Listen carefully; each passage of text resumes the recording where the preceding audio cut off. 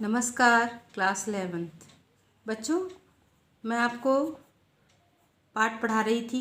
वे आँखें, अंधकार की गुहा सरीखी।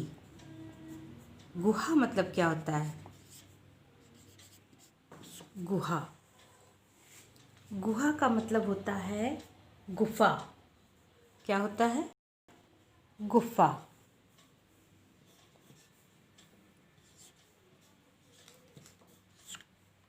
गुफा, ये गुहा का मतलब गुफा। और देखिए क्या है? दारुण। क्या है?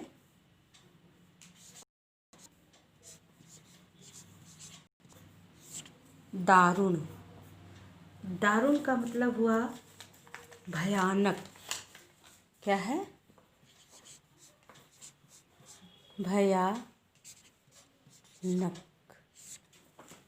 ठीक है। गुफा, गुहा, गुफा, दारुण, भयानक। तो अंधकार की गुहा सरीखी। सरीखी का मतलब सरीखी। सरीखी का मतलब शायद समझ गया होगे, समान। समान, सरीखी, समान। अब है आँखों से डरता है मन, भरा दूर तक उनमें। दारुण का मतलब बता दिया मैंने, भयानक। दैन दुख का नीरव रोदन। नीरव का मतलब क्या होता है? नीरव का मतलब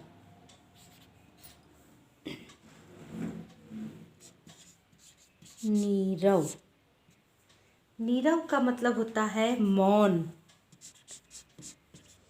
मौन, ठीक है। नीरव का मतलब मौन। और रोदन, रोदन का मतलब शायद आप समझ गए होंगे। रोदन, रोदन का मतलब होता है रोना। रोना, क्या होता है? रोना। रोदन, रोना, नीरव, मौन। किसके बारे में बात हो रही है? किसान के बारे में। वे आँखें।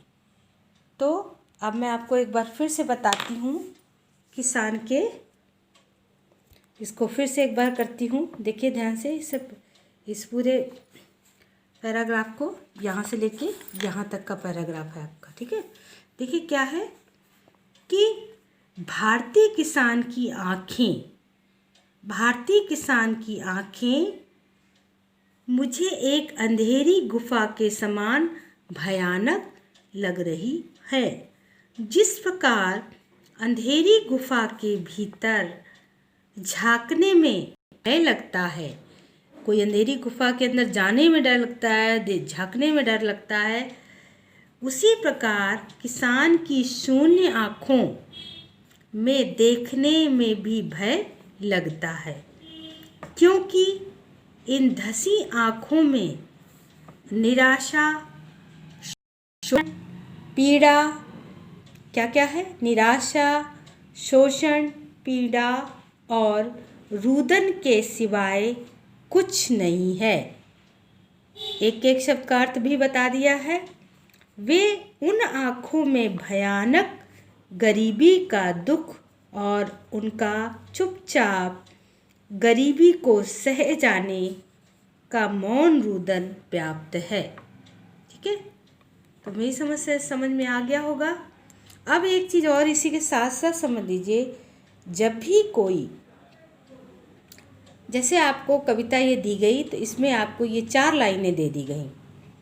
अब इन 4 लाइनों से संबंधित प्रश्न क्या बनेंगे? देखिए, पहला प्रश्न आपका बनेगा, कवि ने किसान की निराश किन आँखों से कवि को डर लगता है? ये होगा, किन आँखों से कवि को डर लगता है? बताइए इसका उत्तर क्या होगा? इसका उत्तर होगा चिर शोषित, या कह सकते हो शोषित किसान कि गहरी निराश, हताश और उदासी भरी आँखों को देखकर कवि को डर लगता है। ये पहला प्रश्न बनेगा। आपको 4 लाइनें दे दी गई, उससे संबंधित आपसे प्रश्न पूछे जाएंगे। फिर दूसरा प्रश्न बनेगा, किसान की आँखों में कौन सी पीड़ा व्याप्त है? किसान की आँखों में कौन सी पीड़ा व्याप्त है? क्या बनेगा उसका उत्तर? बनेगा किसान की आँखों में गहरा अंधेरा है, भय है, दारुण दुख है, दीनता है और मौन रुदन है। उसे महाजनी सभ्यता द्वारा क्रूरतापूर्वक लूटा गया है, या कह सकते हो उसे महाजनों के द्वारा, जो हमारे मुखिया होते हैं, जिनके पास काफ़ी पैसा होता है, उनसे वो कर लेता है, पैसे लेता है और वो महाजन उन्हें लूट लेते हैं। पहले उन्हें ब्याज देते हैं, कर देते हैं। ब्याज के एवज में जब वो नहीं वापस कर पाता है तो धीरे धीरे उसको दुगना तिगुना करते जाते हैं, फिर उसकी ज़मीन हड़प लेते हैं। इस तरह से यहाँ पे उनका क्या कहते हैं, महाजनी सभ्यता द्वारा क्रूरतापूर्वक लूटा गया है। तो मेरी समझ से आपको एक बात समझ में आ गई कि किस तरह के क्वेश्चन पूछे जाते हैं। ये तो नॉर्मल क्वेश्चन है, 2-3 क्वेश्चन पूछे जाते हैं, वो मैं आपको आगे बताना शुरू करूँगी। अभी तो ये शुरुआत की है मैंने। अब इसमें आप कह सकते हो कि कविता है, तो इसमें दारुण दुख कहाँ है? दारुण दुख देखिए, भरा दूर तक उनमें दारुण दैन दुख का नीरव रोदन। दारुण दैन दुख का नीरव रोदन में कौन सा अलंकार है? द आ रहा है, तो कौन सा अलंकार है? इसमें अनुप्रास अलंकार है। कौन सा अलंकार है? अनुप्रास अलंकार है। अब देखिए और कौन सा? संस्कृत निष्ठ शब्दावली का प्रयोग किया गया है, विशेष में लिख सकते हैं। संस्कृत निष्ठ मतलब थोड़े से कठिन शब्द है ना, संस्कृत तत्सम के शब्द हैं। दारुण, दैन्य है ना, रोदन, गुहा, ये क्या है? तत्सम शब्दों का प्रयोग किया गया है। ठीक है, तो ये कह सकते हो कवि ने किसान की निराशा में झांकते हुए आँखों में झांकती हुई दुर्दशा का मार्मिक चित्र खींचा है। अब मैं आपको विशेष लिखा रही हूँ, देखिए कैसे लिखेंगे इस विशेष को। विशेष में देख लीजिए, ये विशेष जो है आपको आपके क्वेश्चन आंसर में भी आप इनको सम्मिलित कर सकते हैं। कवि ने किसान की निराश आँखों में झांकती दुर्दशा का वर्णन किया है।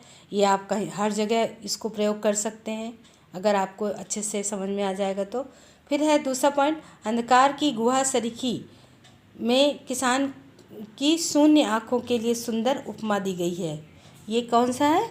शून्य आँखों के लिए उपमा, ये शून्य इसमें है, ये उपमा। ठीक है, उपमा अलंकार है। इसमें मैंने अलंकार आपको बहुत अच्छे से पढ़ाए हैं। फिर देखिए दारुण दैन्य दुख और नीरव रोदन में अनुप्रास अलंकार है। और दूसरा पॉइंट क्या है? संस्कृत निष्ठ शब्दावली है।